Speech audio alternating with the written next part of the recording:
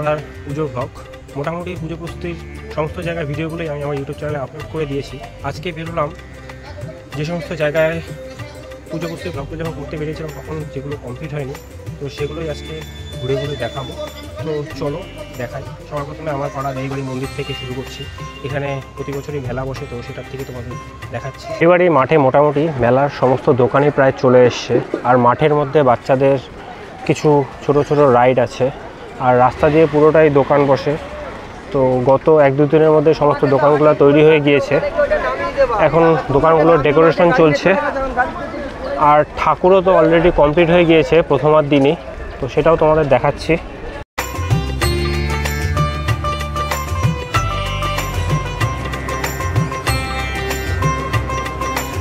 মাঠের মধ্যেও এবছর অনেকগুলোই দোকান এসছে, আর গত বছরের তুলনায় তুলনামূলক রাইডগুলো অনেক বেশি এসছে, বাচ্চাদের সমস্ত রাইডই। বড়দের এখানে সেরকম কোনো রাইড নেই।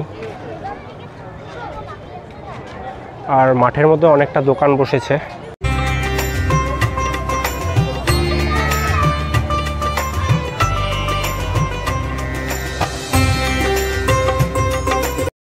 দেইবাড়ি মন্দির থেকে আমি সোজা চলে আসলাম চালতাতলা পুজো মণ্ডপের সামনে।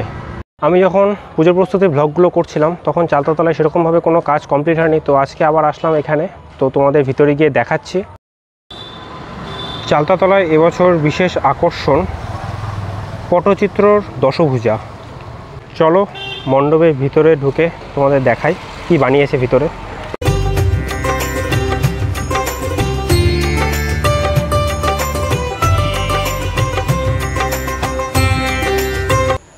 চালতাতলা মাঠের মধ্যেই প্রতি বছর প্যান্ডেলটা হয়। চারদিকে এরকম সমস্ত দুর্গার বিভিন্ন রূপ রং তুলিতে ডিজাইন করা, আর এই হলো মেন পুজো মণ্ডপ। খড় দিয়ে কুড়ে ঘর করে একটা গ্রাম্য চিত্র বানিয়েছে এখানে।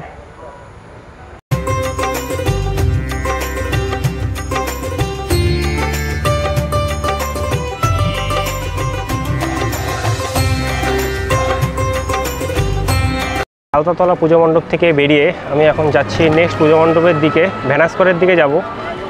তো সেখানে গিয়ে দেখি কি হয়েছে, কত দূর কি। চালতাতলা থেকে বের হয়ে আমি সোজা চলে আসলাম ভ্যানাসকয়ার পুজো মণ্ডপের সামনে। প্রতি বছরই ভ্যানাসকয়ার খুব সুন্দর থিম করে, তো এই বছর এদের থিম প্রায় কমপ্লিট, এখনও হয়তো ওপেনিং হয়নি। চলো তোমাদের একটু ভিতরে গিয়ে দেখাচ্ছি ভিতরে কি করেছে।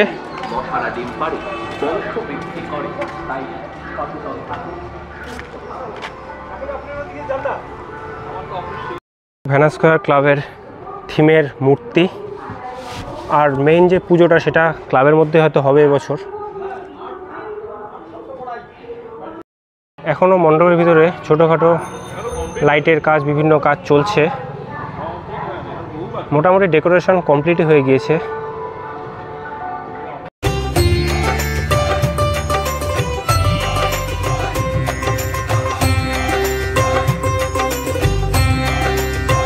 কুচবিহার পাটাকুলা ক্লাবের এবছর 75তম বর্ষ। পুজো প্যান্ডেল প্রায় কমপ্লিটই হয়ে গেছে। গতকাল আমি ইউটিউবে একটা শর্টস দিয়েছিলাম, সেটা তোমরা দেখে নাও পুরো পুজো প্যান্ডেলটাকে। ভ্যানাসকয়ার থেকে বের হয়ে আমি এখন যাচ্ছি তরুণ দল পুজো মণ্ডপের দিকে। দেখি সেখানে পুজো মণ্ডপ কত দূর কী হয়েছে। তরুণ দলের রাস্তায় লাইট লাগানোর কাজ তো অলরেডি কমপ্লিট হয়ে গিয়েছে। সন্ধ্যাবেলা হয়তো লাইটও জ্বলে। তো এখন পুজো মণ্ডপের সামনে গিয়ে তোমাদের দেখাই। আসলাম আমি তরুণ দল পুজো মণ্ডপের সামনে। মণ্ডপ তো প্রায় কমপ্লিটই। পুজো প্রস্তুতির ব্লগগুলো করার সময় আমি যখন এসেছিলাম তখন এখানে সেরকমভাবে কাজই শুরু হয়নি পুজো মণ্ডপের। তো আজ তৃতীয়ার দিন, মণ্ডপ টোটাল কমপ্লিটই হয়ে গেছে। চলো তোমাদের একটু ভিতর দিকে গিয়ে দেখাই। তরুণ দলের এবছরের থিম শিবালয়। তো মণ্ডপের ভিতরে গিয়ে তোমাদের দেখাচ্ছি। বড় একটা শিবলিঙ্গর আদলে মণ্ডপ বানানো। শিবলিঙ্গর পাশ দিয়ে গেলে পিছন দিকে তোমাদের মেইন পুজো মণ্ডপটা পড়বে। চলো সেখানে গিয়ে তোমাদের দেখাচ্ছি। মণ্ডপে অলরেডি ঠাকুর চলে এসছে, আর মণ্ডপের ভিতরটা এরকম।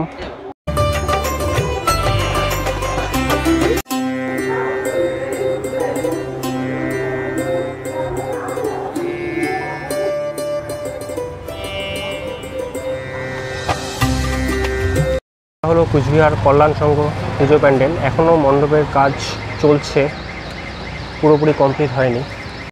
কল্যাণ সংঘ ক্লাব থেকে আমি সোজা চলে আসলাম পঞ্চরঙ্গী গুড়িয়াহাটি ক্লাবের পুজো মণ্ডপের সামনে। এখানে ভিতরে গিয়ে দেখছি পুজো মণ্ডপের কাজ কতদূর কি হয়েছে। ভিতরে এখনও কাজ চলছে গুড়িয়াহাটি ক্লাবের পুজো মণ্ডপের।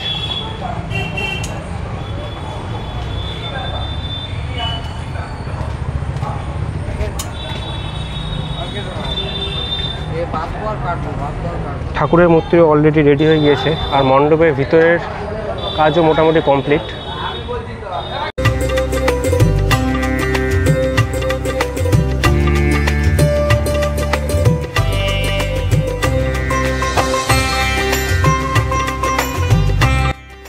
গাইস, আজকের মতন আমি এই ব্লগটা এখানেই এন্ড করছি। মোটামুটি আমার পুজোর প্রস্তুতি সমস্ত জায়গার ভিডিওই আমার চ্যানেলে দেওয়া হয়ে গেছে। তো আজকে মহাতৃতীয়া, সকলকে তৃতীয়ার আন্তরিক প্রীতি ও শুভেচ্ছা। আর পূজার মধ্যে কতটা কি ব্লগ করতে পারবো ঠিক জানি না, কিন্তু চেষ্টা করবো আমি সমস্ত প্যান্ডেলগুলোর যে ফাইনাল লুক সেটা তোমাদের দেখানোর। তো আজকের মতন ব্লগটা এখানে এন্ড করছি। টাটা। ভালো লাগলে ভিডিওটি লাইক শেয়ার করে দিও, চ্যানেলটিকে সাবস্ক্রাইব করে দিও আর এখন নতুন নতুন ভিডিও দেখার জন্য।